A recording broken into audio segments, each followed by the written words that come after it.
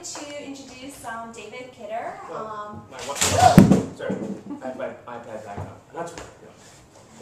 Yes, you did talk. You didn't introduce yourself. I'm David Kidder's wife. So I had to say, in 8 years, it's the first time she's ever said that. Only in your presence. No, Right. yesterday.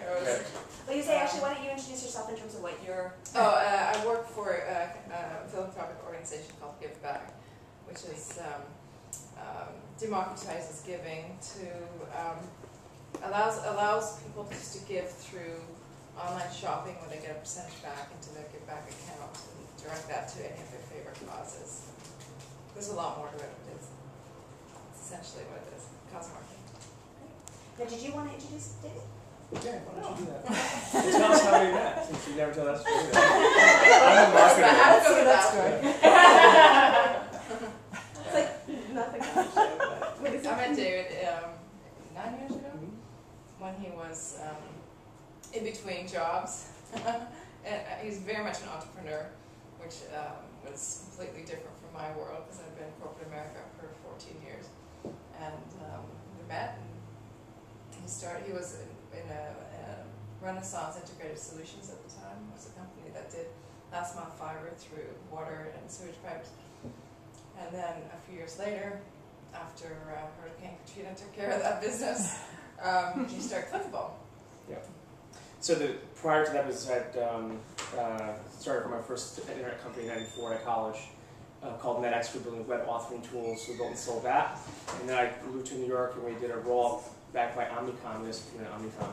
We're one of the 5 communicate companies, Razorfish, ABC, our company Think, grew it from 50 to about 500 employees in 18 months. Took it public, sold it for $225, and then we did a company called SmartRay after that I founded. It was a mobile advertising company. And so it was from 99 to 2001, excuse me, and we sold that company. And then when I met Jose, I had just taken a year off on the beach, so to speak, and turned into like the Big Lebowski and traveled to about 25 countries in over a year. And then we met when I got back. And then I started and I have to keep defending him from my parents. Well, he doesn't have a job, but it's okay. That's very funny. So Jose had no idea what I did. My wife still doesn't know what I do. It's obvious for an introduction. You will after right. today. And then, so we got married and we have 2 little boys. The 3rd boy due in August. And we have a side project on a book series called The Intellectual Devotion, published by Rodale. Our 5th book came out last month. I'm writing a book called The Startup Playbook now, which I'm going to talk to you about, which is done by Chronicle later next year. And Chronicle. Yeah. So Lee Haber again. So, and then about 3.5 years ago, I got my band back together for my last 2 companies, and we started building Clickable. And so we like to think of ourselves as the Apple of online advertising companies in the marketplace. Hi. And so we have these investors in the room, including Emily and her husband, Andy, who you may know, and the Danzingers and Wingers, and Albert is on my board, who spoke to you last time. And so Albert is one of the top VCs in New York. I can brag about your husband because people don't get that. He's brilliant and developed a huge reputation. He's with easily the best VC firm on the East Coast and probably the top 5 in the world right now from an internet perspective. So we're very fortunate to have a friendship there and also have him as a board member. And the board meetings, we're not friends, as he can tell you. We understand what's going down here, so that's very funny. So what I want to do today is, I have about an hour, and so I'm going to go very fast through a couple big concepts around search and social, and we're going to cover a lot of ground. So we're talking about data and trends, and what is the big difference between search and social, and how do you think about the right kind of media format going into these marketplaces to build businesses. It's seductive to think that you can just start spending money in Google and grow your business, and it's also seductive to think that everyone's making fortunes on Facebook. And I'm going to unpack those truths a little bit and kind of help you think about in your own business and how you consult and think about the world, how to be effective at really demystifying these marketplaces because they are incredibly confusing and misunderstood. So that's why I didn't introduce you better, because I don't have an hour. Yeah. So is that okay? Is that good? Ground to cover? Yeah, great. So just a framework of this. I'm going to talk about 5 minutes about Clickable, because I want you to get some context of what we do. And then we're going to talk about then the marketplaces. Sorry. We're going to talk about trends. We're going to talk about key formats and that sort of stuff. So we like to think of ourselves as a SaaS, a software as a service, or a web service, or a platform. What that means is you can log on to us and start spending money in Google, Yahoo, Microsoft, Facebook, anywhere in one place.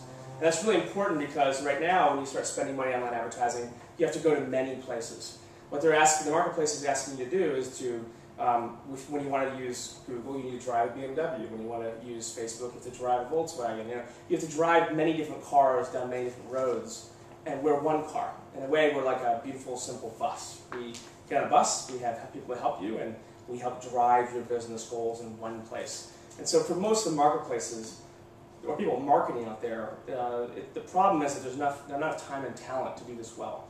About 1% of the marketplace, 5,000 companies, are 50% of Google's revenues.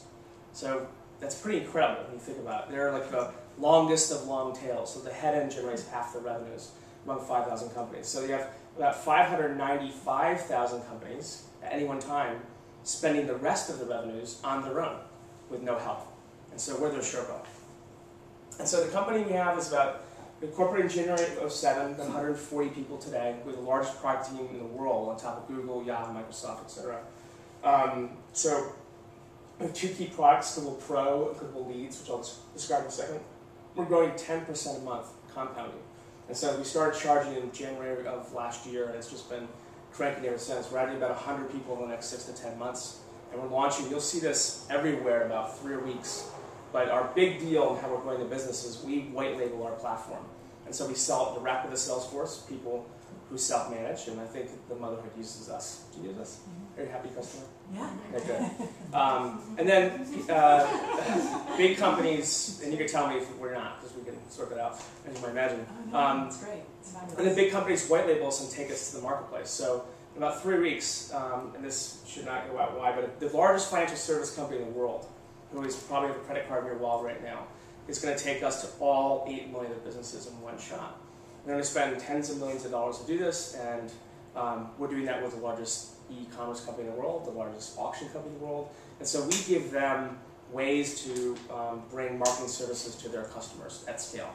Sorry, this is video. Do you know? Perfectly fine. I just note to self, don't mention the name of the company because it's on the board here and I was I was gonna mentioning say. All right.